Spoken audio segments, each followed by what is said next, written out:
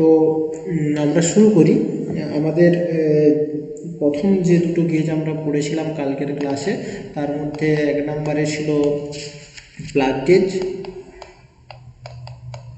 যে ক্লাস করনি, ভিডিও যখন আপলোড হয়ে যাবে তখন দেখে নেবে। আর দ্বিতীয় হয়েছিল রিং গেজ। তো আমরা গেজ আর ইনস্ট্রুমেন্টের মধ্যে পার্থক্যটা দেখেছিলাম যে বেশিরভাগ ক্ষেত্রে ইনস্ট্রুমেন্টের যেটা কাজ সেটা কি না, ইনস্ট্রুমেন্টের কাজ হচ্ছিল যে মেজার করা, প্রিসাইজ একটা মেজারমেন্ট দেওয়া, আর গেজের কাজ হচ্ছিল চেক করা যে আমরা যে যেই মেজারমেন্টটা করেছি সেটা আদৌ ঠিক আছে কি নেই, সেটা চেক করাটা আমাদের কাজ হচ্ছিল গেজের কাজ। তো আমরা যে 12টা গেজ সম্পর্কে পড়েছিলাম তার মধ্যে দুটো হয়েছে, আর 3 নম্বরে আমরা যে গেজটা সম্পর্কে পড়ব সেটার নাম কি না, ফিলার গেজ। এক্স্যাক্টলি, সরি,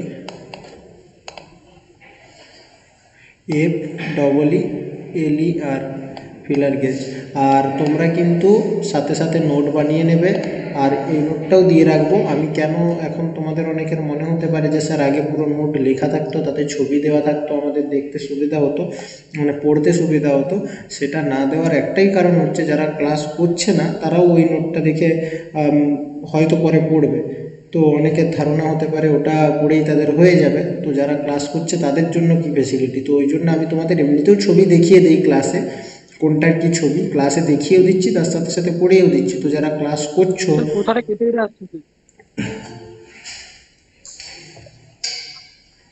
আচ্ছা, এখনো কি কেটে কেটে আসছে? না স্যার আসেনি। আচ্ছা, তো যারা রেগুলার ক্লাস করছো তাদের জন্য এই নোটটাতে কোনো অসুবিধা হবে না, কেননা তারা যেহেতু ক্লাস করে নিয়েছো, তো তাদের জন্য এই নোটটাতেও তারা সমানভাবে বুঝতে পারবে। আমি লিখলাম ফিলার গেজ, FEELER। তো এই কারণেই আমি ছবিটা দিই না। তোমাদের অনেকের মনে প্রশ্ন থাকতে পারে যে স্যার আগের মতন কেন নোটটা হচ্ছে না, যাতে যারা রেগুলার ক্লাস করছে তারা বেনিফিটটা বেশি পায়। না হলে সবার জন্য, আমি তো যারা ক্লাস করছে না তাদের জন্য সেম ফেসিলিটি দিয়ে কোনো লাভ নেই। নোটটা এমনভাবেই দেবো যারা রেগুলার ক্লাস করবে তারাই বুঝতে পারবে, বাকিদেরকেও আগে ক্লাস করতে হবে তবে নোট বুঝতে পারবে। রেকর্ডেড ক্লাস হলেও শুধু নোট পড়ে নিলে হবে না। তো এই কারণেই দেওয়া। তো এবারে আমরা চলে আসি আমাদের যেটা টপিক, সেটা হচ্ছে ফিলার গেজ।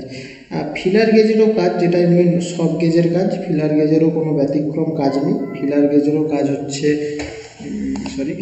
ফিলার গেজেরও কাজ হচ্ছে তোমার কি করা না, চেক করা।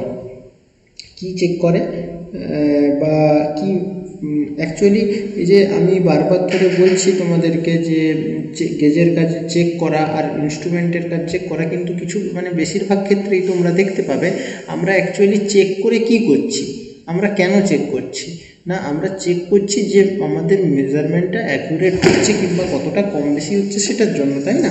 তো এখানেও আমরা মেজারমেন্টটি করছি কিন্তু ইনডাইরেক্ট।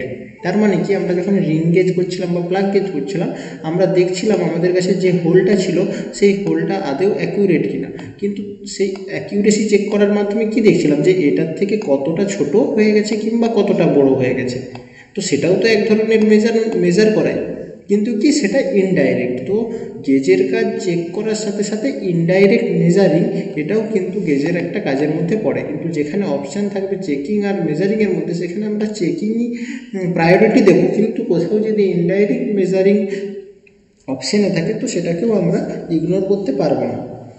তো ফিলার গেজের আরও একটা নাম আছে, এই ফিলার গেজের আরও একটা যেটা নাম আছে সেটাকে বলা হয় সাউন্ড প্রবলেম হচ্ছে, শুনতে প্রবলেম হচ্ছে শুনতে পাচ্ছি না।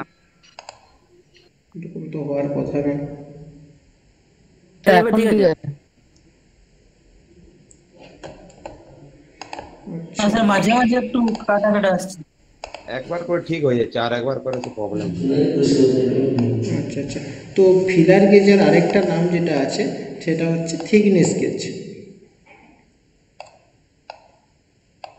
ফিলার গেজের আরও একটা নাম থিকনেস গেজ। আর এটা কি কাজ করে না, এটা মেজার করে measure the gap between two parts. তো এখন তোমাদের মনে প্রশ্ন আসবে, স্যার ব্যাপারটা কি বোঝা গেল না, আপনি চেক করা বললেন, এক্ষুনি আবার মেজার করে বলছেন।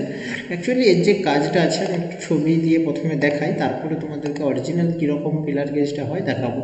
সাপোজ ধরে নাও তোমার কাছে দুটো পার্টস আছে, যে কোনো ইঞ্জিনে কিংবা যে কোনো জায়গায় দুটো পার্টস আছে।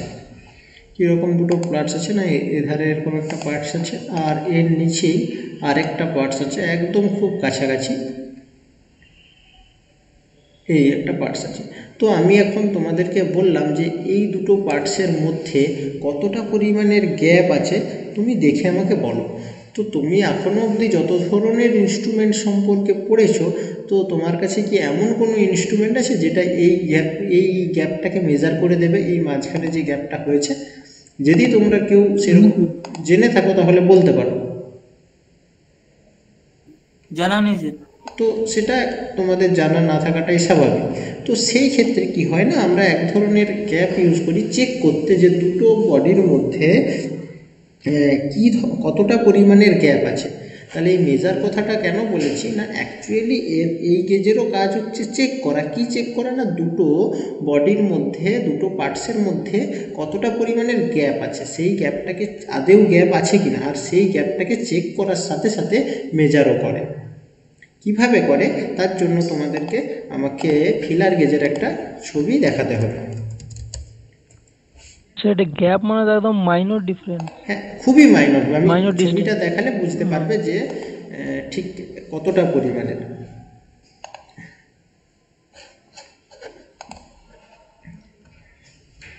দেখো, ফিলার গেজ সবসময় এই রকম সেটে কিন্তু বিক্রি হয় বা মার্কেটে পাওয়া যায়। কীরকম সেটে না, এরকম দেখে বেশ সুন্দর একটা পাখার মতন লাগছে, কিন্তু এই জায়গাটার পাশে এরকম এক একটা করে ব্লেড আছে।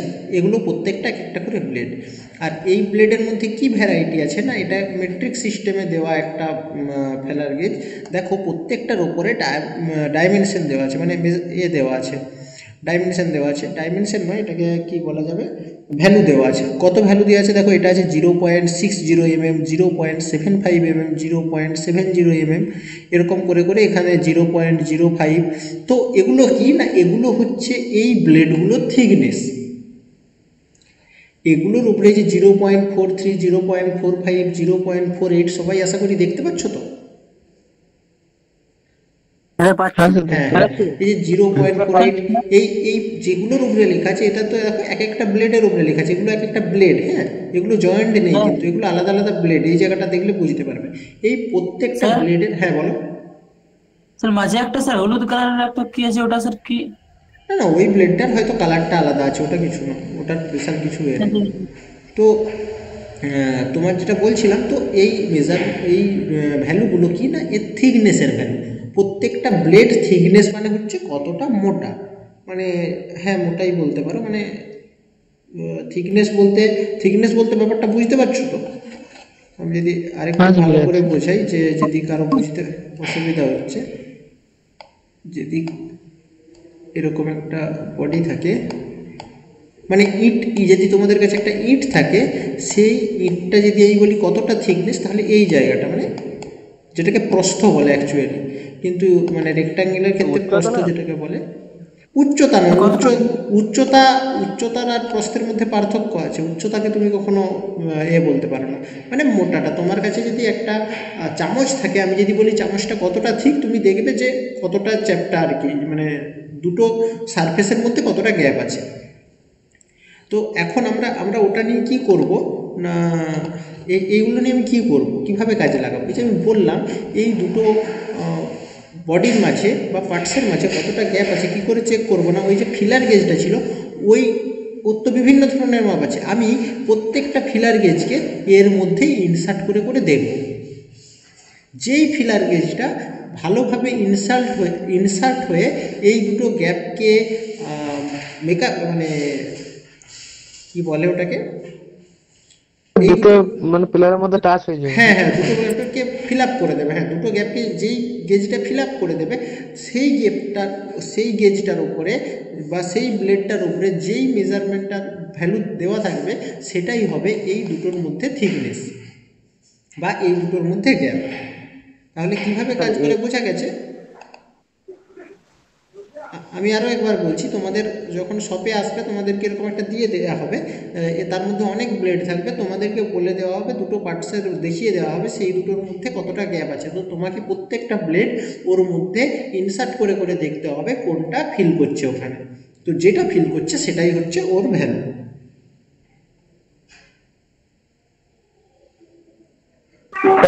দুটাও তো হতে পারে, দুটো কি করে হবে? তো দুটো একসঙ্গে ঢুকালে না যদি স্যার দুটো একটাতে দিতেন। না, আমরা একটাই আমরা তেমন জায়গাতেই ফিলার গেজ ইউজ করব যেইখানে দুটো ঢোকানোর দরকার পড়বে না। হ্যাঁ স্যার ঠিক আছে। আমরা একটা নিয়েই করব, আমরা কোথাও দুটো নেওয়ার চেষ্টা করব না। সব জিনিস একটা প্রসিডিওর আছে, তো আমরা দুটো নেব না, আমরা একটা করেই চেক করব। তো এটা হচ্ছে ফিলার গেজকে ইউজ করার প্রসিডিওর। তাহলে এর যে মেন কাজ সেটা কি না, চেক করে the gap between two connected parts, checking the gap between two connected parts বা measuring the gap between two parts বা connected parts। আরও অনেকগুলো কাজ আছে অটোমোবাইল রিলেটেড, সব রিলেটেড কাজ আছে যে কিভাবে ইঞ্জিনের ওপরে কাজ করে সেটা আমরা যখন এখানে এসে হাতে কাজ করব তার সাথে সাথে জেনে যাব কোথায় কোথায় ইউজ করা হচ্ছে। আপাতত তোমাদের যেটা মনে রাখতে হবে, ফিলার গেজ কীরকম না, এরকম একটা জিনিস দেখতে হয় যার এতগুলো ব্লেড থাকে, প্রত্যেকটা ব্লেডের থিকনেস আলাদা হয়। আর এটা কি করে না, দুটো পার্টসের মধ্যে, এই জিনিসটা যদি শুধু মনে রাখো তাহলেই হবে, দুটো পার্টসের মধ্যে কতটা পরিমাণের গ্যাপ আছে সেটাকে মেক আপ করার জন্য বা সেটাকে মেজার করার জন্য বা চেক করার জন্য ইউজ করা হয়। এটা বুঝতে আর কিছু অসুবিধা নেই। এটা না এই জিনিসটা বিক্রি হয় বিভিন্ন রকম সেটে, মানে সেটে বিক্রি হয়। কোনো সেটে 9টা 8টা থাকে, কোনো সেটে 9টা থাকে, 16টা থাকে, 13টা থাকে। আর এর উপরে আলাদা আলাদা মিলিমিটারের, এখানে মিলিমিটারে আছে, আবার যেগুলো ব্রিটিশ সিস্টেমে হবে সেখানে ইঞ্চিতে থাকবে। তো এটা মেট্রিক সিস্টেমে আছে বলে এটা মিলিমিটারে আছে। তো 8, 9, 16, 13 এর সেটে বিক্রি হয়। কত সেটে বিক্রি হয় না, 8-এর সেটে বিক্রি হয়, 9-এর সেটে বিক্রি হয়, 13-এর সেটে বিক্রি হয়, আর 16-এর সেটে বিক্রি হয় জেনারেলি। তো এইটা ছিল আমাদের ফিলার গেজ সম্পর্কে এইটুকুন জানলেই হবে। ম্যাক্সিমাম যে কোশ্চেনটা আসে সেটা হচ্ছে যে দুটো কানেক্টেড পার্টসের মধ্যে গ্যাপ মেজার করতে কোন গেজ ইউজ করা হয়, এটার বাদে আর অন্য কোনো কোশ্চেন আসে না। তো এরপরে স্যার ওই পাতটা কোন ম্যাটেরিয়াল বানানো থাকে এই নর্মালি? এই এই এই যে পার্টটা এটাকে করা থাকে তোমার ওই হাই কোয়ালিটি স্টিলকে হার্ডেনিং আর টেম্পারিং করা থাকে। হার্ডেনিং টেম্পারিং হ্যাঁ, মানে hardened আর স্যার এটার tempered মধ্যে করা থাকে। স্প্রিংনেস প্রপার্টিও তো থাকে, কি প্রপার্টি? ব্যান্ড হতে পারে স্প্রিং। না, স্প্রিং বলে কোনো প্রপার্টি হয় না, স্প্রিংনেস বলে কোনো প্রপার্টি হয় না। প্রপার্টি যখন পড়ানো হবে দেখানো যাবে। এর মধ্যে যেইটুকুন এখানে বেন্ড হওয়ার প্রপার্টি থাকবে না তা নয়, কিন্তু এটা এতটাই পাতলা হয় ওর মধ্যে কি যে তোমার ডাকটিলিটিও রাখা হয়, ব্রিটেলনেস রাখা হবে না, ওটা একটা ডাকটাইল ম্যালিয়াবেল টাইপের হবে। আর ওখানে হার্ডেনিং আর টেম্পারিং করা থাকে একটা হাই কোয়ালিটি স্টিলকে। স্প্রিংনেস বলে কোনো থাকে না, প্রপার্টিস হয় না স্প্রিংনেস বলে। তো আচ্ছা, এরপরে আমরা না, যেটা স্যার। হ্যাঁ স্যার আমি মানে বলি আমার ডাকটিলি তো আলাদা, তো নর্মালি যেটা আমরা আর কি ব্যান্ড করছি স্প্রিং এর মতো, তো অনেক পাতলা টাইপ। হ্যাঁ, একদমই পাতলা, মানে 0. তোমার কথা ভালো করে শোনা যাচ্ছে না, 0.85, মানে বুঝতে পারছো তোমাদের স্কেলের? প্লাস্টিকের মতন। হ্যাঁ, তোমাদের স্কেল হচ্ছে 1 মিলিমিটার, মানে 1 থেকে তোমরা যে 0 থেকে 1 দেখো ওটা 1 সেন্টিমিটার, ওই 1-এর মধ্যে 10টা মিলিমিটার থাকে, ওর আবার ওই একটা ঘরেরও কম, মানে 0.85, মানে এতটাই পাতলা। আর আমি তোমাদেরকে ছবিটা এঁকে এখানে দেখালাম যে এতটা পরিমাণের থিকনেস, এতটা নয়, একদমই সূক্ষ্ম থিকনেস থাকে, যে একদম কাছাকাছি, একদম আরও কাছে, এটার থেকেও কাছে, সেই সকল জায়গায় মেজার করতে ওটাকে ইউজ করা হয়। তো এরপরে আমরা যেটা করব সেটা হচ্ছে অ্যাঙ্গেল গেজ। এই ফিলার গেজ আর অ্যাঙ্গেল গেজের কনসেপ্টটা একই, শুধু ডিফারেন্সটা কোথায় না, ডিফারেন্সটা হচ্ছে আমাদের এখানে আমরা কি করছিলাম না, মেজার করছিলাম যে কতটা পরিমাণের গ্যাপ আছে। আর যদি ফিলার গেজের ভাগ নাই? আবার কি ভাগ চাই তোমার? না না স্যার, মানে ওই ওই গেজ গুলো প্লাগ গেজের রিং গেজের যেরকম ভাগ ছিল ওইটা বলছি স্যার। না না, এখানে এখানে ভাগ রাখার দরকার পড়বে না। আমি আমার যেখানে তোমাদের যতটা দরকার আমি ততটাই বলে চলে যাব, যদি খুব না মিস করে যাই তো। ঠিক আছে, যদি মিস করেও যাই সেটা কোথাও ছাড়া হবে না, ঠিক কোথাও না কোথাও ধরা পড়েই যাবে। সবেরই সব কিছু আছে, কিন্তু সবের সব কিছু তো তোমাদের দরকার পড়বে না। আমি বারবার বাঁকা লাইন টেনে দিচ্ছি কেন এত?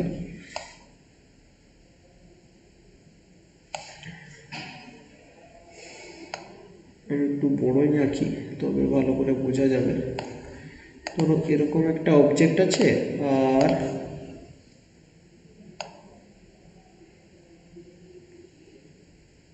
এরকম একটা অবজেক্ট আছে। এখন এই ধারের যে গ্যাপটা, সেই গ্যাপটা তো তোমরা ফিলার গেজ দিয়ে সহজেই মেজার করতে পেরে যাবে, কিন্তু এইখানে যে অ্যাঙ্গেলটা তৈরি হচ্ছে, কালারটা যদি একটু চেঞ্জ করে দিই তাহলে হয়তো আর একটু ভালো করে বোঝা যাবে। এই যে এইখানে যে অ্যাঙ্গেলটা তৈরি হচ্ছে, এটা কিন্তু অনেক ছোট, আমি বড় করে দেখাচ্ছি বলে এরকম। এই অ্যাঙ্গেলটা কি দিয়ে মেজার করবে? এই অ্যাঙ্গেলটা মেজার করার জন্য আমাদের লাগে তোমার অ্যাঙ্গেল গেজ। কীরকম হয় না, আচ্ছা ছবিটা যদি থাকে একটু দেখানোর চেষ্টা করি।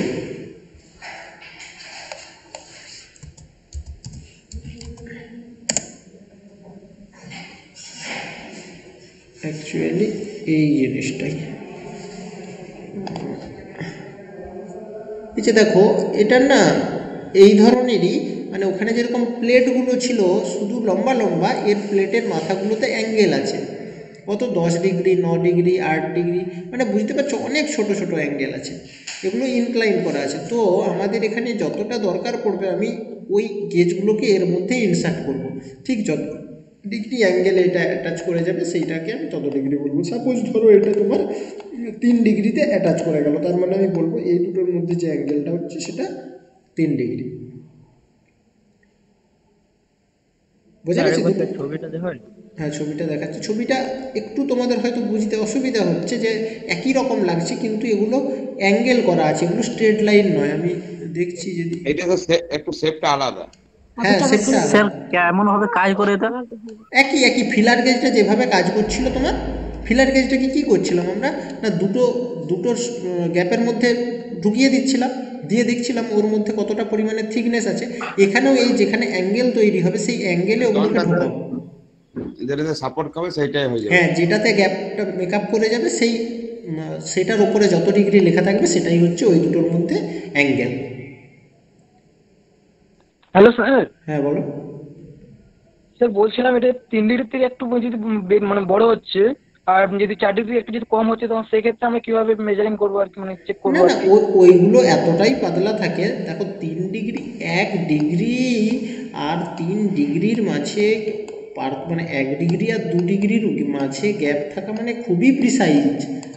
তো সেটা তো মেজার করার জন্য নিশ্চয়ই আরও অ্যাডভান্স, এমন নয় যে আর কিছু ইনস্ট্রুমেন্ট নেই, নিশ্চয়ই আছে। এখন মডার্ন ইন্ডাস্ট্রিতে আরও অনেক কিছু তৈরি হয়ে গেছে, কিন্তু 1 ডিগ্রি আর 2 ডিগ্রি মানে তোমার চাঁদার একদম ছোট ছোট দুটো ঘর, বুঝতে পারছো? চাঁদাই দেখবে 5-10 করে থাকে, তোমাদের কাছে যে প্রোটেক্টরটা থাকে ওর একটা এত ছোট ঘর, মানে তোমরা যত জায়গায় কাজ করবে 1 থেকে 2 এর মধ্যে যেটা আছে এটাই এনাফ পড়বে, এর থেকে বেশি তোমার লাগবে না কখন।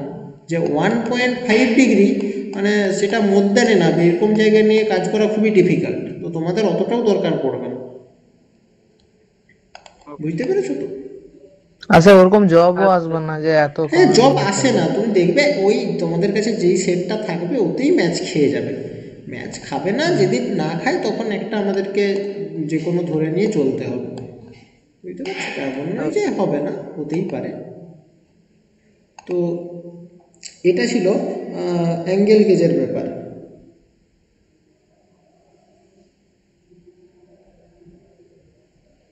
এটাও তোমার যে স্টিলের তৈরি হয় আর টেম্পারিং করা থাকে। তাহলে এটার কাজ কি না, এটার কাজ হচ্ছে চেক অ্যাঙ্গুলার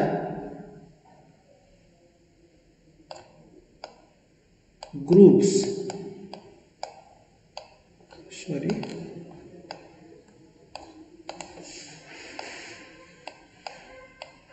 গ্রুপস মানে কি, এই যে এই জিনিসটাকেই বলে, যেমন এরকম একটা বডির এই জিনিসটাকে গ্রুপস বলবে, এগুলোকে গ্রুপ কাটা বলে। এবার এইটার মধ্যে যে অ্যাঙ্গেলটা আছে সেটা কি করে মেজার করা যাবে না, সেটা এই অ্যাঙ্গেল গেজ দিয়ে মেজার করা যাবে। আচ্ছা 4 নম্বর আমাদের হয়ে গেল, না 4 নম্বর হলো, হ্যাঁ এবারে 5 নম্বরে চলে আসি।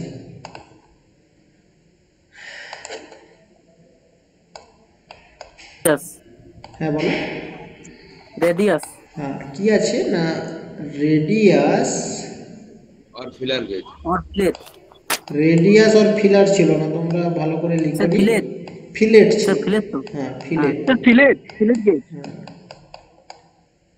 Fillet gauge. তো এই জিনিসটার কাজ কি না, এটার কাজ হচ্ছে, আমি আগে লিখে দিই কাজটা কি। কাজ হচ্ছে তোমার check the inside and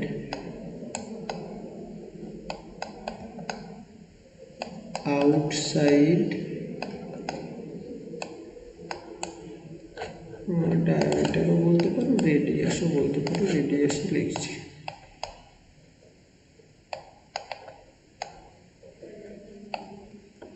radius, এটাও হাই কোয়ালিটি স্টিলের তৈরি হয়।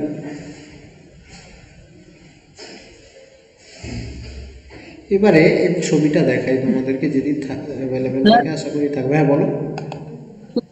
তৈরি বললেন high carbon steel. High steel, high quality still.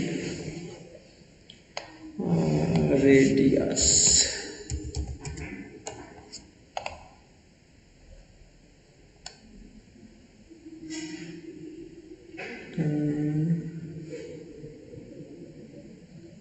জিনিসটা দেখলে অনেকটা বোঝা যাবে আশা করি। দেখো এই দুটো জিনিসের মধ্যে জিনিসটাকে যদি তুমি ভালো করে দেখো তাহলে দুটো জিনিস খেয়াল করবে। দেখো দুধারে দুটো সেট আছে, কিন্তু এদের মাথাগুলো তুমি চেক করে দেখো, এর মাথাগুলো দেখো ওভাল ওভাল আছে, আবার এটার মাথাগুলো দেখো কাটা কাটা আছে, আছে না? হ্যাঁ স্যার। কেন আছে না, আমাদেরকে এক এক সময় কীরকম জিনিস চেক করতে হয় না, আমাদেরকে কোনো একটা বডি আছে যেটা ধরে নাও তোমার এই টাইপের কোনো বডি আছে, আবার কোনো জায়গায় এই টাইপের কোনো বডি আছে। এখন আমি যদি তোমাকে বলি এই জায়গাটার রেডিয়াস কত, মানে আমি বারবার বলছি এগুলো কিন্তু খুবই ছোট, একদম খুবই ছোট, মানে যদি আমি বড় করে আঁকি তোমরা হয়তো দেখতেও পাবে না, এরকম টুকুন হয়ে যাবে, মানে যেটাকে আমি শুধু জাস্ট আঁকা তোমাদেরকে বোঝার জন্য এগুলো বড় করছি। তো ওই ছোট ছোট জায়গাগুলোতে আমি যদি বলে দিই এই জায়গাটার রেডিয়াস কত, তুমি কি দিয়ে মেজার করবে? এত ছোট জিনিসের রেডিয়াস তুমি কি দিয়ে মেজার করবে? কিংবা আমি যদি বলি এটা কতটা পরিমাণের উঁচু আছে সেটা তোমাকে চেক করতে, কিংবা এখানটা কতটা পরিমাণের নিচু আছে, এত ছোট ছোট জিনিস, মানে যেগুলো একটা ডটের মতন বোঝাবে হয়তো বড় স্লেটের ওপরে, তো সেগুলোকে কি দিয়ে মেজার করা যাবে না? সেই জায়গায় আমরা রেডিয়াস আর ফিলেট গেজ ইউজ করি। কিভাবে ইউজ করি না, আমাদের কাছে যে এই গেজটা থাকে এর দেখো এই ওভালগুলো হচ্ছে কি করবে না, এই যে গ্যাপগুলো আছে এখানে আমরা ম্যাচ খাওয়াতে থাকবো। ঠিক যেই জায়গায় হবে সেই জায়গায় দেখো রেডিয়াস 1 to 7 পর্যন্ত কিন্তু এখানে দেওয়া আছে, 1 2 3 4, তো যেই জায়গায় ম্যাচ খেয়ে যাবে সেই জায়গায় রেডিয়াসটা আমরা তত ধরে নেব। রেডিয়াস মানে কিন্তু ব্যাসার্ধ, আর সেটাকে ডবল করলে তখন আমরা ব্যাস পাবো, মানে রেডিয়াসটা পাবো। আবার এটার ক্ষেত্রেও যে এই জিনিসটার ক্ষেত্রেও আমাদের কিন্তু এই জিনিসটাকে বারবার ম্যাচ খাওয়াতে থাকবো। তাহলে বোঝা গেল একটা একটা রেডিয়াস আর ফিলেট গেজের কাজ কিনা চেক করা ইনসাইড আর আউটসাইড রেডিয়াসকে। আর ছবিটা যদি তোমাদের মাথায় থেকে যায় তাহলে তোমাদের বুঝতে আর কোনো অসুবিধা হবে না। বুঝে গেছে? এটা স্যার হ্যাঁ বলো। ব্লেডগুলো আলাদা আলাদা হয়, কি বলো বলো। সেই ব্লেডগুলো মানে আলাদা আলাদা হয়। হ্যাঁ হ্যাঁ, এগুলো এগুলো যত ছবি দেখাচ্ছি এগুলো প্রত্যেকটা আলাদা আলাদা ব্লেড একসাথে দেখাচ্ছে, মানে এগুলোকে বাঁকানো যায় এরকম, এই মানে পুরোটা ঘুরিয়ে দেখানো আছে আর কি। যেমন সে তোমরা তাস খেলার সময় যেমন তাসগুলোকে মিলে দাও, সেরকম ব্যাপার, যে তাসগুলো কি একসাথে থাকে? আলাদা আলাদা থাকে, শুধু মিলে দেই আমরা, সেরকম এই জিনিসটাও একই ব্যাপার আছে, প্রত্যেকটা আলাদা আলাদা। এগুলো একসাথে জোট পাকানো থাকে, আমাদের যেটা দরকার আমরা শুধু সেটাকে ওখান থেকে খুলে বের করি। যেমন তাসগুলো একসাথে থাকে, আমাদের যেটা দরকার সেটাকে খুলে ফেলে দিই, সেম কনসেপ্ট এখানেও আছে। সব গেজগুলো এভাবেই রাখা আছে। বোঝা গেছে? আচ্ছা, এরপরে আমরা চলে আসি সেটা হচ্ছে তোমার 6-এরটা ভার্নিয়ার হাইট। ভার্নিয়ার, সরি লেখা টেখা,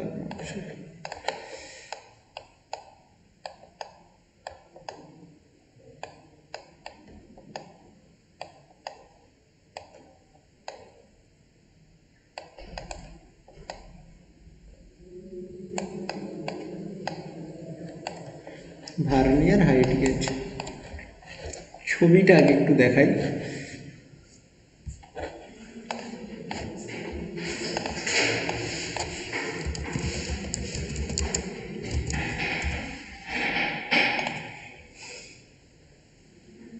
আমি এটার কেন ডায়াগ্রামটা একবারে বের করলাম সেটা তোমাদেরকে বলতে লাগবে না, কেন পার্টস দেখানি। এর পার্টসগুলো সম্পর্কে একটু আইডিয়া তোমাদেরকে থাকতে হবে, যে এর কি কি পার্টস হয়। কীরকম জিনিসটা না, আমরা এখন তোমাদের মনে হবে স্যার হাইট তো আমরা ডেপথ গেজটা ছিল যেটা, সেটা দিয়েও মাপতে পারছিলাম, যে ভার্নিয়ার স্কেলে যে ডেপথ গেজ ছিল সেটা দিয়েও মাপা যাচ্ছিল। তো সেইখানে কি হচ্ছিল না, আমরা 0 থেকে 30 পর্যন্ত মাপতে পারছিলাম। তো এটার ক্ষেত্রে আমরা আরেকটু বেশি মাপতে পারবো, যে যতটা ওখানে মাপতে পারছিলাম তার থেকে বেশি মাপতে পারবো উইথ গ্রেট অ্যাকিউরেসিটাও ভালো পাবো। আবার কোনো কোনো জিনিসের যেমন আমরা ওখানে কীরকম জিনিসে মাপতে পারছিলাম, যদি ছবিটা দেখাই, যে একটা হলো সার্কুলার এর ভিতরে ঢুকিয়ে দিচ্ছিলাম, তো সেই ক্ষেত্রে যদি এটা সলিড হয় তাহলে সেইখানে আমরা ওটা ঢোকাতে পারবো না। তো এরকম অনেক ধরনের ডিফিকাল্টি এসে যাচ্ছে। কিংবা আমাদের কাছে এই রকম একটা জিনিস আছে, এই জিনিসটাকে আমি ভার্নিয়ার দিয়ে কিভাবে করব, এই জায়গাটা তো নিতে পারবে না আমাদের কাছে ডেপথ গেজটা ভালোভাবে। তো সেই ক্ষেত্রে আমাদেরকে এই গেজটা আমরা ইউজ করি, এটার একসাথে সাথে চেক করাও কাজ আর একসাথে সাথে মেজার করাও কাজ। কিভাবে মেজার করে না, আমরা এইখানে জবটাকে রেখে দিই নিচে, তারপরে রাখার পরে এই যে তোমরা এই জায়গাটা দেখতে পাচ্ছ যেটাকে স্ক্রাইবার বলে, এই জিনিসটাকে স্ক্রাইবার বলে। এই যে দেখো লেখা আছে স্ক্রাইবিং স্টাইলাস, এটা হয়তো অন্য ল্যাঙ্গুয়েজে লিখে রেখেছে, কিন্তু এটাকে স্ক্রাইবার বলে। আর এটা এখানে সেট করা থাকে ভার্নিয়ারটা, আর এটা মেন স্কেল, এটা তো বুঝতেই পারছো। তো এই জিনিসটাকে আপ অ্যান্ড ডাউন করা যায়, এই ভার্নিয়ারের সেটটাকে। এখানে দেখো স্লাইডার লাগানো আছে, এই স্লাইডারটা দিয়ে এই ভার্নিয়ারটাকে আপ অ্যান্ড ডাউন করা যায়। যেই ভার্নিয়ারটা আপ অ্যান্ড ডাউন হবে তাহলে স্ক্রাইবারটাও আপ অ্যান্ড ডাউন হবে। তো এই স্ক্রাইবারটা আপ অ্যান্ড ডাউন করে আমরা প্রথমে জিনিসটার হাইটটাকে ঠিক করব। হাইটটাকে ঠিক করার পরে ভার্নিয়ারে যেভাবে আমরা ক্যালকুলেশন করি সেইভাবে করব, আর কিছুই না।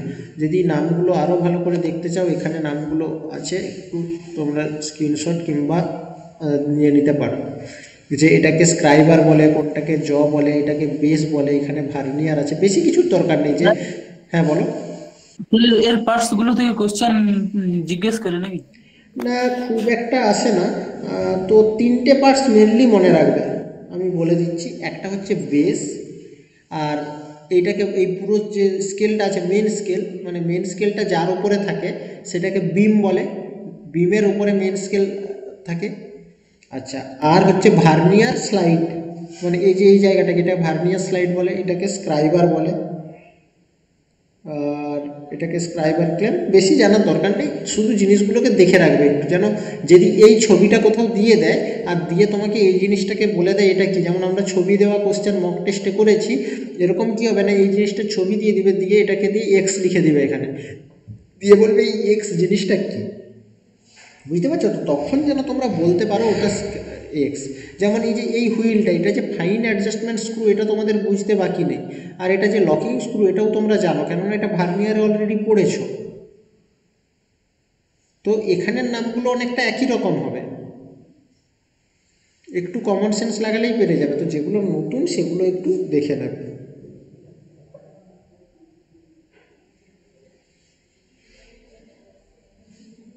স্যার স্যার এগুলো স্কেলটা ম্যাট্রিক্স সিস্টেমে থাকে তো নাকি? হ্যাঁ হ্যাঁ, এগুলো একধারে মেট্রিক থাকবে, একধারে এ থাকবে, ইঞ্চি থাকবে, ব্রিটিশ সিস্টেম থাকবে, যেমন আচ্ছা, মানে ভার্নিয়ার ভার্নিয়ার, স্কেলের মতনই একদম। যেমন ভার্নিয়ার সেরকমই, শুধু এর সিস্টেমটা এভাবে হবে।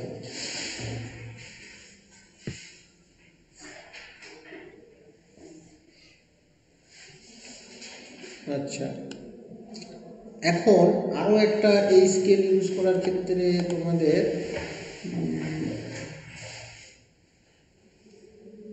ঠিক আছে, কত মিলিমিটার পর্যন্ত মেজারিং করতে পারবো স্যার? স্কেলের যতটা অবধি মেন এ থাকবে ততটা। এইখানে একটা এর ক্ষেত্রে একটা ছোট্ট জিনিস তোমাদেরকে জেনে রাখতে হবে, আমি একটা ভালো দেখে স্কেল বের করি তারপরে বলে দিচ্ছি। স্যার এটা তো মার্কিং এর কাজে ইউজ করা হয়, স্ক্রাইবারটা দিয়ে মার্কিং তো করতে পারি না, সব যে কোনো জিনিস যেটা হচ্ছে দিয়ে স্ক্রাইবার মানেই মার্ক করা যাবে, এই স্ক্রাইবার দিয়ে মার্ক করা যাবে, যার সব জিনিসের তো একটা কাজ আছে, তুমি এটাকে দিয়ে মার্ক করে দিলে কি করে হবে? সব জিনিসের একটা কাজ স্যার। নেই। ওই স্ক্রাইবারটা কিসের কাজ এখানে? আমি তোমাদের এখানে কি দেখে তোমার কি মনে হচ্ছে, যদি আমি তোমাকে কি বললাম, যদি এরকম একটা জিনিস থাকে, তো ওই স্ক্রাইবারটাকে যদি তুমি মাথায় না টাচ করো, তাহলে তুমি বুঝতে পারবে এটার টপ পয়েন্ট কোথায়, আচ্ছা, বুঝতে পারছো? তো ওইটাকে এখানে এনে রাখা হয় যাতে মাথাটা টাচ করে, তবে না এরকম জিনিসের বোঝা যাবে কতটা হাইট আছে। স্ক্রাইবার ওখানে মার্কিংয়ের কাজ করবে না।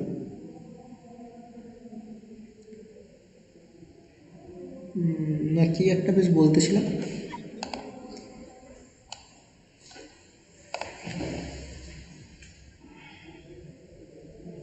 এই যে দেখো, এই আমাদের প্রত্যেকটা জিনিসের ক্ষেত্রেই এই যে হাইট গেজটা আছে, একটা ভালো ছবি পাচ্ছি না যেটাকে একটু জুম করে দেখানো যাবে। দেখো এই যে স্কেল তো শুরু হচ্ছে এই জায়গা থেকে, তাই না?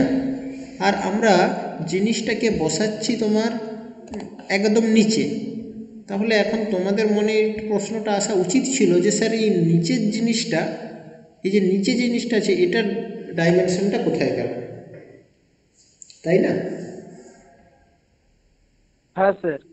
তো ওটার ডাইমেনশনটা কি কোথায় গেল?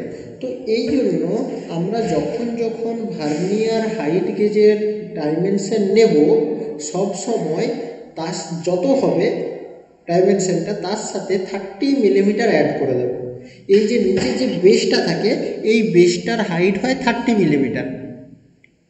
তো যদি এই নর্মাল স্কেলে আমরা কত পেলাম, ধরো এরকম জায়গায় 50 পেলাম, 5 পেলাম, মানে 5 সেমি মানে 50 মিলিমিটার, 5 সেমি সমান 50 millimetre plus 30 millimetre, total 80 millimetre.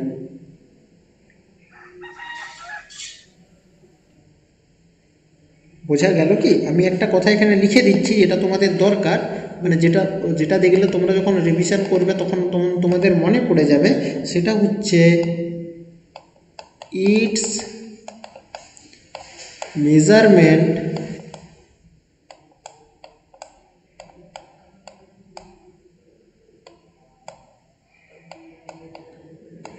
is open by 30 millimeter at 0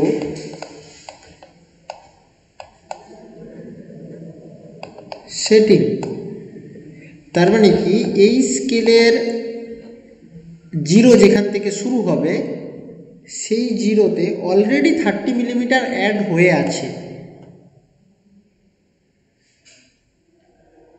বোঝা গেছে? হ্যাঁ স্যার। Very good. আচ্ছা, এটা আমাদের ভার্নিয়ার হাইট গেজ থেকে এতটুকু জানলেই হবে। আচ্ছা, এরপরে আমাদের যেটা আছে এইগুলো পরে দু তিনটা স্যার বেসের হাইটটা 30 মিলিমিটার বেশি হয় না? না, মানে বেশি 30 হতে পারে না? মিলিমিটারই সেট থাকে, অতটাই হবে।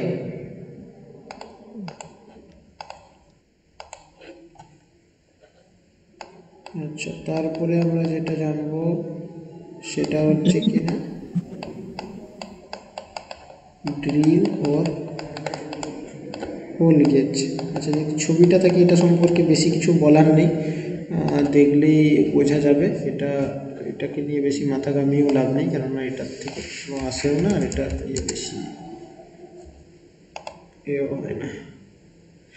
ড্রিল গেজটা হচ্ছে, আমরা ড্রিল মেশিন সবাই দেখেছি তো, বিভিন্ন জায়গায় ড্রিল হয়, তো সেই জায়গায় চেক করার জন্যে এরকম এক একটা স্প্লেটের ওপরে বিভিন্ন ধরনের ডায়ামিটার কাটা থাকে, বিভিন্ন ধরনের ডায়ামিটার,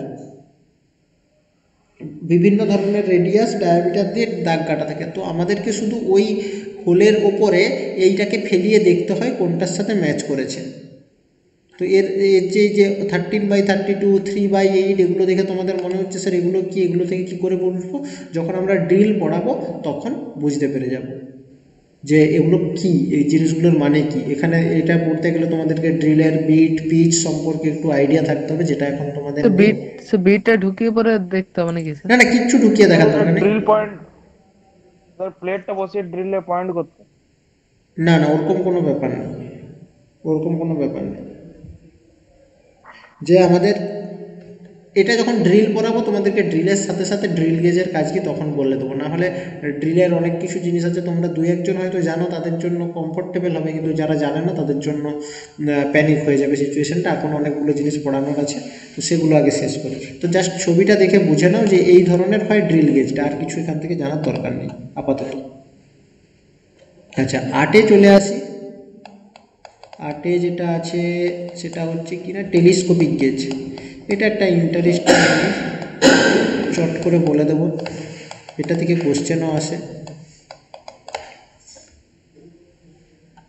এটার কাজ কি?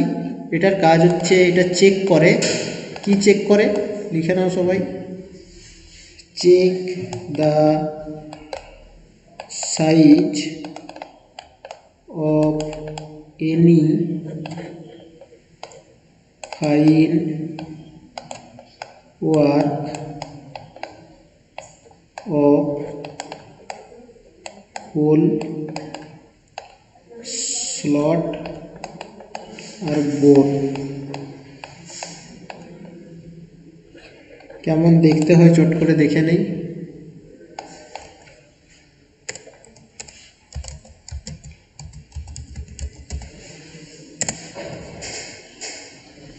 দেখো, টেলিস্কোপিক গেজটা এরকম দেখতে হয়, এই ধরনের দেখতে হয়, টি শেপের, ঠিক আছে? এটাকে হ্যান্ডেল বলে। আর তোমার এইখানে যে জিনিসটা আছে সেইটা কিন্তু সাদা রঙের যেটা দেখতে পাচ্ছ এটা ফিক্সড, আর এর বাইরে যে রডটা দেখতে পাচ্ছ যেটাকে টেলিস্কোপিক রড বলে, এটাকে বাড়ানো কমানো যায়। কিভাবে বাড়ানো কমানো যায়? না, এই লকিং স্ক্রুটাকে রোটেশনের মাধ্যমে। এর মধ্যে একটা স্প্রিং আছে, সেই স্প্রিংটা দিয়ে এটাকে বাড়ানো কমানো যায়। যদি কোথাও ছবিটা, হ্যাঁ এই যে এই ছবিটা দেখো, এর ভিতরের মেকানিজমটা কীরকম আছে। এর মধ্যে স্প্রিং আছে, তো এটাকে যখনই আমরা রোটেট করব এটা তখনই বাড়া কমা করবে, ঠিক আছে? আর এটা কিভাবে কাজ করবে? না, কাজ করবে এই যে দেখো, এই ছবিটা যদি দেখো, এর মধ্যে নিয়ে যাব, একটা হোলের মধ্যে নিয়ে যাব, নিয়ে যে এটাকে এর মধ্যে যে টেলিস্কোপিক রডটা ছিল এটাকে বাড়াবো। যখনই এই দুটো বাড়িয়ে এই দুটো জায়গায় টাচ করে যাবে তখন আমরা এটাকে লক করে দেব। লক করে এটাকে বের করে আনবো। বের করে এনে আমাদের যে ধরনের মেজারিং ইনস্ট্রুমেন্ট থাকবে, স্কেল থাকুক যা থাকুক, সেটা দিয়ে মেজার করব। মানে এটা এক ধরনের ইনডাইরেক্ট মেজারিং ইনস্ট্রুমেন্ট বলতে পারো। তাহলে এটাকে আমি কি বলতে পারি? Indirect measuring instrument. Indirect measuring এর কাজ করে। শুধু এটা লিখে রাখলাম। কার বোঝা গেল না চট করে বলো। স্যার লেখাটা আর একটু স্যার বলে দিন না কি লেখা আছে। ইনডাইরেক্ট মেজারিং, আর এখানে লেখা আছে check the size of any fine work of hole, slot আর বোর। মানে হোলের এই যে ডায়ামিটারটা মেজার করছে, এখানে ডায়ামিটারটা বের করছে। দেখো এখানেও যে একটা ইঞ্জিন সিলিন্ডারের মধ্যে ইঞ্জিন সিলিন্ডারের ডায়ামিটারকে বোর বলে, এই বোরের ডায়ামিটারটা কীভাবে বের করবে না, টেলিস্কোপিক গেজটাকে প্রথমে ঢোকাবে, তারপরে এই টেলিস্কোপিক রডটাকে বাড়াবে, বাড়িয়ে যেই জায়গায় লক হয়ে যাবে সেটাকে আমরা লক করব, দিয়ে বের করে আনবো, দিয়ে আমরা ওটার মেজার করে নেবো। যেমনটা আমরা ক্যালিপার্সের ক্ষেত্রে করছিলাম, নর্মাল ক্যালিপার্সের ক্ষেত্রে, আউটসাইড ক্যালিপার্স বা ইনসাইড ক্যালিপার্স দিয়ে। ওখানেও কী করছিলাম, ইনডাইরেক্ট প্রথমে মেজার করে নিচ্ছিলাম, তারপরে বের করে এনে ওটার মেজার করছিলাম। এখানেও সেম কনসেপ্টটা কাজে লাগানো হচ্ছে, শুধু এর ফাংশনটা, এটার ফেসিলিটিটা কি না, এটার ভিতরে ঢুকিয়ে নিয়ে যাওয়ার পরে রডটাকে বাড়ানো যায়, এই টেলিস্কোপিক রডটাকে বাড়ানো যায় পছন্দ মতো। মানে স্যার মাইক্রোমিটারের মতো, মানে যেরকম স্যার আছে। হ্যাঁ হ্যাঁ, পেছন দিকটা ঘুরিয়ে ঘুরিয়ে মাপটা নেওয়া যায়। হ্যাঁ, ঘুরিয়ে ঘুরিয়ে বাড়ানো যায় যে কোথায় যে সেট হবে। তো এটা হচ্ছে টেলিস্কোপিক গেজ। তারপরে যেটা আছে স্ক্রু পিচ গেজ, তাই তো নয়, তাড়াতাড়ি একটু করতে হবে। স্ক্রু পিচ গেজ, একবারে ছবিটা দেখাই, খুবই সহজ জিনিস, একবারেই বুঝতে পেরে যাবে। SCRUW screw pitch PITCH। এটা কত সহজ জিনিস দেখো, দেখো এর না, এর ব্লেডগুলোতে দেখো থ্রেড কাটা আছে, ছোট ছোট থ্রেড কাটা আছে। তো থ্রেড দেখেই তোমরা বুঝতে পারছো এর কাজ কি।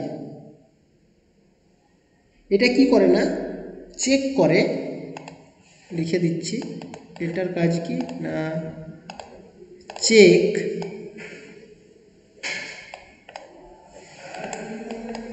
Thread pitch and profile. এই থ্রেডের প্রোফাইলকে থ্রেড প্রোফাইল বলে, আর থ্রেডের পিচটা কী জিনিস আমরা যখন থ্রেড পড়বো তখন আমি বলে দেবো, আপাতত থ্রেড পিচটা পড়ে রাখো। তার মানে কি, যে আমার কাছে যদি একটা নাট আছে কিংবা বোল্ট আছে, সেই নাট আর বোল্টের, এই নাটের বাইরে থ্রেড কাটা থাকে আমরা সবাই জানি। এরকম যদি একটা নাট থাকে, এরকম একটা যদি নাট থাকে, আর যদি একটা এরকম বোল্ট থাকে,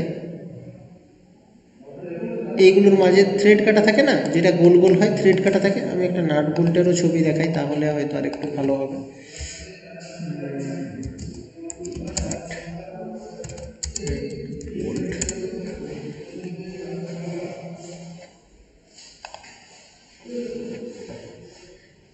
এই যে দেখো, এটাতেই দেখো নাটের গোনা গোনা। হ্যাঁ হ্যাঁ, এই যে থ্রেড কাটা আছে দেখতে পাচ্ছ না, এর ভেতরের দিকে এর বাইরের দিকে। তো এই থ্রেডটাকে কি দিয়ে চেক করা যাবে যে এটা ঠিকভাবে কাটা আছে কি কাটা নেই? দেখো এবারে এই ছবিটা দেখো, এই ছবিটার সাথে মিল পাচ্ছ ওখানে, যে এর বিভিন্ন ধরনের সাইজ আছে, এই সাইজগুলো দিয়ে সহজেই ওগুলোতে চেক করা যাবে ঘুরিয়ে ঘুরিয়ে যে আদৌ ঠিক আছে কি ঠিক নেই। তো এটাই হচ্ছে স্ক্রু পিচ গেজ, আর কিছুই না। ছবিটা মনে রাখবে আর ওর কাজটা মনে রাখবে বেশিরভাগ ক্ষেত্রে, আর বেশি কিছু মনে রাখার দরকার নেই। আচ্ছা, আরেকটা ছিল দেখবে 10-এ কী ছিল, 10-এ কী ছিল বলো তো? ভ্যাকুয়াম ছিল, তাই তো? হ্যাঁ স্যার। এটা তোমাদের বেশি একদমই জানার দরকার নেই। ভ্যাকুয়াম মানে কি না, ভ্যাকিউম মানে হচ্ছে যেখানে বাতাস নেই, হ্যাঁ যেখানে শূন্যস্থান, ভ্যাকিউম গেজ। ছবি যদি থাকে একটা দেখিয়ে দিই, ভ্যাকিউম গেজ দেখিয়ে আছে কি, থাকবে তো অবশ্যই। হ্যাঁ, তো এইটা এক ধরনের, এরপরে আমি বলছি এই ধরনের গেজগুলো কিভাবে কাজ করে। যে ভ্যাকুয়াম গেজ হচ্ছে একটা টুল, যেটার কাজ কি না, যদি কোথাও লিক থাকে, মোটরসাইকেল হাওয়া চেক করতে সেটার আলাদা গেজ আছে হাওয়া চেক করার। ভ্যাকিউম গেজের মানে যেখানে শূন্য স্থান আছে, যেখানে হাওয়া যাওয়ার দরকার নেই, সেখানে যেন না হাওয়াটা চলে যায়, সেটা চেক করবে। দেখো যতগুলো মানে ভ্যাকিউম যে সবসময় যেন জিরোতে পয়েন্ট থাকে, দেখো প্রত্যেকটা স্কেল জিরোতে টাচ করে আছে, মানে যেন ওর মধ্যে কোনো রকম ভাবেই বাতাস না যায় বা বাতাস ওখান থেকে না লিক হতে পারে, সেটা চেক করার কাজ হচ্ছে ভ্যাকিউম গেজে। সে যেখানে এয়ার তৈরি হয় সেইখানে মানে লাগানো থাকে কি? চেকিং এয়ার আবার কোথা থেকে তৈরি হবে বাবু? স্যার যেগুলোতে মানে স্যার হাওয়া মেশিন গুলোতে যেগুলো স্যার থাকে ওগুলো উপরে লাগানো থাকে না স্যার এরকম? সেটা কি একটু পরে বলছি। লিকেজ অফ দ্য ভ্যাকিউম, ধরো কোথাও একটা ভ্যাকিউম সিলিন্ডার আছে, তার উপরেও লাগানো থাকবে যে ওর মধ্যে থেকে কোনো শূন্যস্থানটা মানে যাতে না বাতাস চলে যায় কিংবা ওখান থেকে যাতে না কোনো ধরনের লিকেজ হয়। তো ভ্যাকিউম গেজ শুধু মনে রাখো যে লিকেজকে প্রিভেন্ট করার জন্য ইউজ করা হয়, আর কিছু না। এরপরে যেটা আছে সেটা একটু ইম্পর্টেন্ট আছে, 11। তারপর বলেন checking the leakage of vacuum.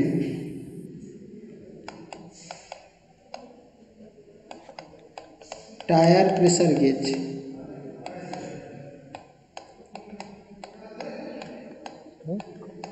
কোথায় এটার কাজ কি না, ক্লাস করছে কোন আস্তে আস্তে যে কথা বলছো আস্তে। টায়ার প্রেসার গেজ কি, যে চাকার মধ্যে কতটা পরিমাণের, টায়ারের মধ্যে চাকায় থাকে না, টায়ারের মধ্যে কতটা পরিমাণের প্রেসার আছে সেটাকে চেক করতে যেটা সাহায্য করে, সেটাকে বলা হচ্ছে টায়ার প্রেসার গেজ। এটার আরেক নাম কি না, এটা কিসের তৈরি? স্টেনলেস স্টিলের তৈরি, তোমরা সবাই জানো স্টেনলেস স্টিল আমরা মেটালে পড়েছি। আর এটার আরেকটা নাম হচ্ছে burden tube test.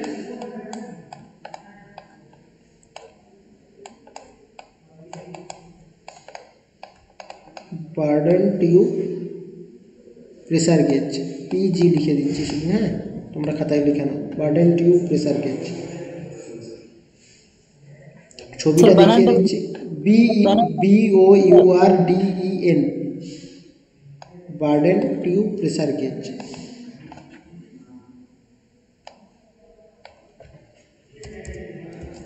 Tyre pressure gauge, এটার ছবি তো সবাই কম বেশি দেখেছো, এই যেভাবে ইউজ হয়, চাকায় দিয়ে আমরা দেখি যে কতটা প্রেসার আছে, সবাই কম বেশি দেখেছো। তোর হাওয়া চেক করতে গেলে দেখা যায়। হ্যাঁ হ্যাঁ হ্যাঁ একদমই, ওইটাকেই বলে টায়ার প্রেসার গেজ। বার্ডেন টিউবটা কি আমরা কোশ্চেন সলভিংয়ের সময় তোমাকে বলে দেবো। আর একটা জিনিস রইল বাকি, সেটা কি বলো কেউ? Sir dial bore gauge. এটা একটা ইম্পর্টেন্ট জিনিস আছে যেটা তোমাদেরকে একটু জানতে হবে। স্যার কথাগুলো কেটে কেটে আসছে।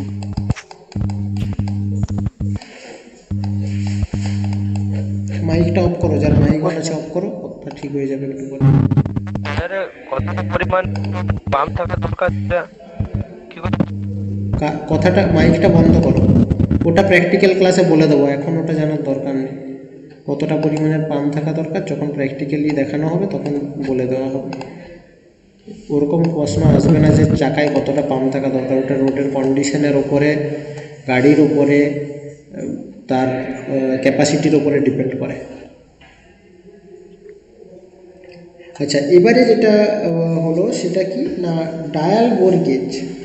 ডায়াল বোর গেজটা কি না, এটা একটা টেলিস্কোপিক গেজ আর ডায়াল ইন্ডিকেটারের কম্বিনেশন। কিসের না, কম্বিনেশন অফ, লিখে নাও, combination of telescopic gauge, TG লিখে দিচ্ছি, and dial indicator.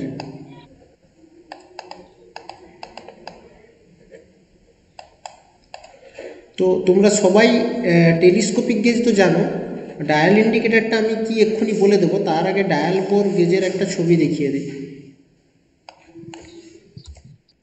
Dial bore gauge, তাই তো, ডায়াল বোর গেজই তো পড়াচ্ছি। হ্যাঁ হ্যাঁ স্যার। দেখো কীরকম জিনিসটা না, নিচে দেখো ঠিক টেলিস্কোপিক গেজ যেরকম হয় সেই টাইপের একটা জিনিস আছে, এটাকে বাড়ানো কমানো যায়। আর উপরে ডায়াল টেস্ট ইন্ডিকেটারের মতন, মানে ডায়াল টেস্ট ইন্ডিকেটার এখনও বলিনি কিন্তু একটা মিটার আছে, তো এটা ছবিটা দেখে রাখো, ডায়াল টেস্ট ইন্ডিকেটরটা আমি এক্ষুনি বলে দিচ্ছি, এটা হচ্ছে বিভিন্ন ধরনের পার্টস, ঠিক আছে।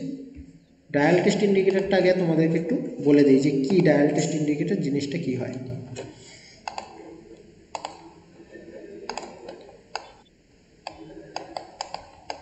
Dial test indicator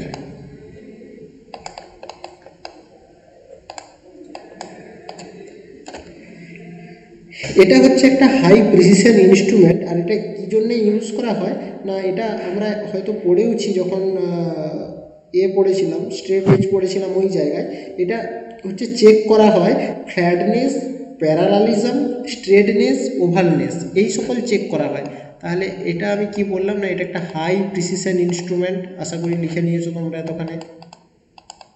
high precision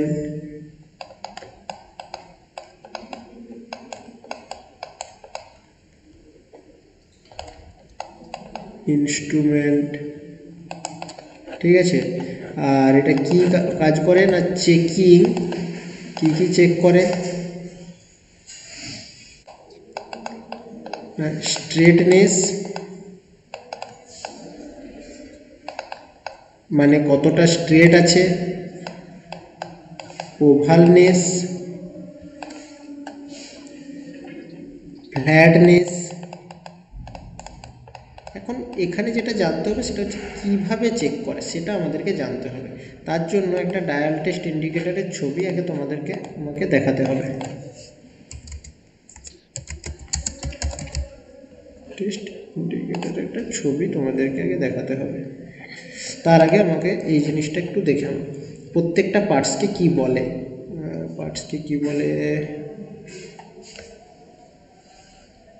এই জিনিসটা দেখলে বুঝতে পারবে। এটা দু ধরনের হয়, সেটা আমি বলবো, কিন্তু আগে এই জিনিসটা দেখে নাও। এটা কি না, এটা তো একটা ফেস আছে আর এর নিডিল আছে যেটা এই কাঁটাগুলোতে ঘুরছে, আর এই যে এই জায়গাটার নাম প্লাঙ্গার, ঠিক আছে। এই প্লাঙ্গার জিনিসটা কিন্তু তোমাদেরকে ভালো করে চিনে রাখতে হবে।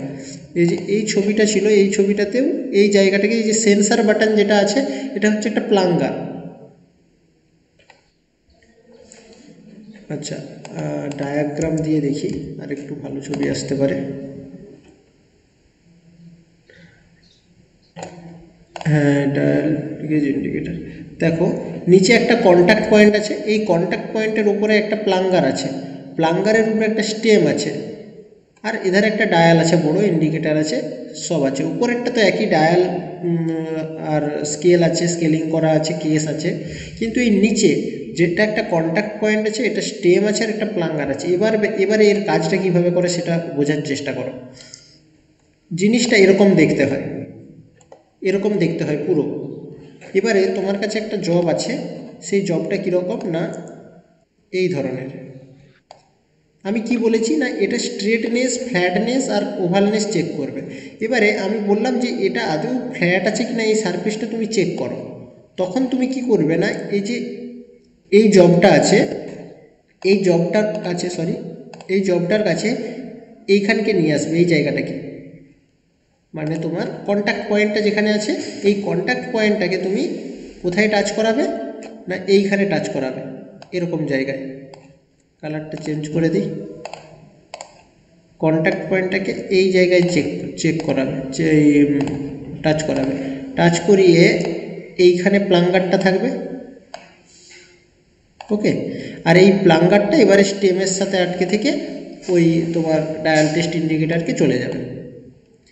এবারে এইখানটা কিভাবে কাজ করে সেটা জানতে হবে। এই প্লাঙ্গারটা না আপ অ্যান্ড ডাউন করতে পারে, মানে যখনই এখানে হয়তো এরকম উঁচু জায়গা আছে, তার মানে কি এই কন্ট্যাক্ট পয়েন্টটা উপরের দিকে ওঠার চেষ্টা করবে আর এই প্লাঙ্গারটা উপরের দিকে চলে আসবে। আর এর মধ্যে কি মেকানিজম থাকে না, র্যাক অ্যান্ড পিনিয়ন মেকানিজম থাকে। র্যাক অ্যান্ড পিনিয়ন, র্যাক আর পিনিয়ন কাকে বলছে না, আমরা সবাই গিয়ার দেখেছি। গিয়ার কীরকম হয় না, গোল হয় আর গোলের উপরে টিথ কাটা থাকে, তাই তো। আমি এখন তাড়াতাড়ি ছোড়ার জন্য সূর্যমুখী ফুল এঁকে দিচ্ছি, কিন্তু গিয়ারের টিথ মোটেই এরকম হয় না, মানে টিথ কাটা থাকে। এতটুকুন ঠিক আছে? তো এটাকে বলছে গিয়ার। আর গিয়ার দেখবে সবসময় দুটো সেটে থাকে, মানে একটা বড় গিয়ার থাকে আর তার সাথে আরেকটা ছোট গিয়ার থাকে। এই বড় গিয়ারটাকে গিয়ার বলে আর ছোট গিয়ারটাকে পিনিয়ন বলে। অ্যাকচুয়ালি দুটোই গিয়ার, কিন্তু যেটা বড় গিয়ার হয় সেটে যখন হয় তখন বড়টাকে কি বলছে না গিয়ার বলছে, আর ছোটোটাকে পিনিয়ন বলছে। এটা হচ্ছে সেই পিনিয়ন। আর র্যাক কাকে বলে না, আমরা সবসময় গিয়ার দেখেছি কি না গোল গোল। যদি কোনো গিয়ারের ডায়ামিটার না থাকে, মানে কোনো গিয়ার যদি এরকম দেখতে হয় স্ট্রেট লাইন, তখন তাকে বলা হয় র্যাক। তাহলে এটাকে র্যাক বলছে, এটাকে পিনিয়ন বলছে। তো এরা কিভাবে কাজ করে না, এই র্যাকের ওপরে এই জায়গায় পিনিয়নটা লাগানো থাকে।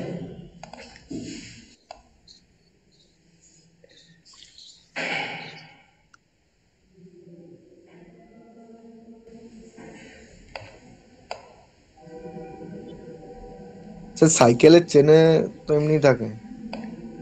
যখন যেটা বলছি চুপচাপ শোনো, তোমার পরে তোমার কোথায় কী থাকে আমি বলে দেবো। ওগুলো ছবি আঁকতে এখানে খুব কষ্টের ব্যাপার। এবারে কি হয় না, ধরো এই র্যাকটাকে আমি এই ধারে টানছি, এধারে যখন টানবো তখন কি করবে, এই গিয়ারের টিথগুলোকে এই ধারে ঘোরাবে। বোঝা গেল? র্যাককে যখন আমি টানছি পিনিয়ন তখন ওভাবে ঘুরবে।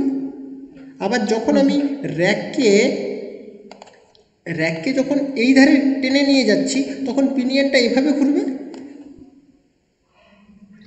র্যাক আর পিনিয়ন কিভাবে মুভমেন্ট করে, বোঝা গেল তো?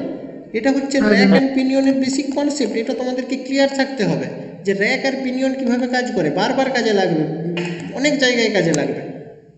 এটা হচ্ছে মেন ফান্ডাটা। তো এইখানে কিভাবে কাজ করে না, এইখানে কিভাবে কাজ করে না, এই জায়গাতে একটা র্যাক থাকে,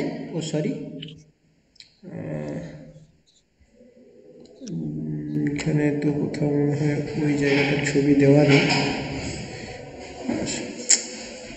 কারেন্টটা স্যার ঠিক করতে বলুন না, ল্যাপটপে চার্জ নেই, কী করে ক্লাস নেব আমি, ওই জন্য তাড়াহুড়ো করছি। হ্যাঁ সেটা দেখালাম তো। র্যাক পিনিয়ন মেকানিজম অনেক জায়গায় কাজে লাগবে, যখন স্টিয়ারিং করবো তখনও করবো। একটু স্যারকে বলুন না এটা ঠিক করতে, কারেন্টটাকে ক্লাস নেওয়া যাচ্ছে না। যে অনেক জায়গায় কাজে লাগবে, ঠিক আছে। র্যাক পিনিয়ন তো আমি যেটা বলছিলাম সেটা হচ্ছে যে তোমার কি বলতেছিলাম, হ্যাঁ ওই ডায়াল টেস্ট ইন্ডিকেটারের ক্ষেত্রে এই জায়গাতে একটা র্যাক থাকে, আর ওই এখানে যে কাঁটাটা দেওয়া আছে এই কাঁটাটাতে পিনিয়নটা ধরে নাও, এই যে এই গোল জিনিসটাকে পিনিয়ন ধরে নাও, আর এখানে ধরে নাও একটা র্যাক আছে। তো এখন কি হচ্ছে না, যখন যখন আমাদের এই প্লাঙ্গারটা উপরের দিকে যাচ্ছে, তার মানে কি এই র্যাকটাও তখন এদিকে রোটেট হচ্ছে, আর এই র্যাকটা যখন এদিকে রোটেট হচ্ছে ওই কাঁটাটার সাথে একটা পিনিয়ন লাগানো আছে, পিনিয়নটা এদিকে ঘুরে যাচ্ছে। তার মানে হচ্ছে এই ছবিটা যদি দেখি, এর এই যে টাচ বটনের সেন্সার বটনটা যখনই ওপরের দিকে গেল, সাথে সাথে র্যাকটা ওপরের দিকে মুভমেন্ট করে গেল। যেই র্যাকটা ওপরের দিকে মুভমেন্ট করে গেল এইভাবে, সাথে সাথে পিনিয়নটা এদিকে ঘুরে গেল। তার মানে এই কাঁটাটা যেটা 0-তে ছিল সেটা উপরের দিকে 5-এ কিংবা 10-এ চলে যাবে।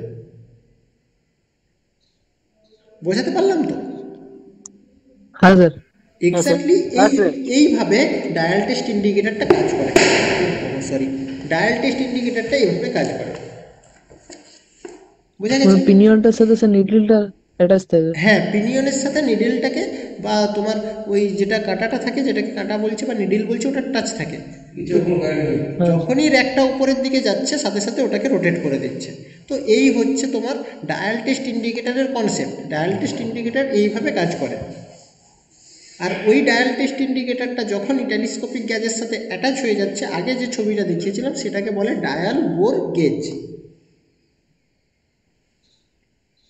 তো এই হচ্ছে আমাদের টোটাল যত ধরনের গেজ ছিল আর যত ধরনের ছিল, এর পার্টগুলো আমি পরে একদিন ক্লাসে ডাউট ক্লিয়ারিং সেশনে এখানে আরেকটু যেটা বাকি রয়ে গেল আমি বলে দেবো। মোদ্দা কথা আমাদের যতটুকু দরকার ছিল ম্যাক্সিমামটা আমি কভার করে দিয়েছি। Precision R instrument are gauge প্রায় অলমোস্ট কমপ্লিট হয়ে গিয়েছে। তো এতটুকুনি আজকের ক্লাসে ছিল।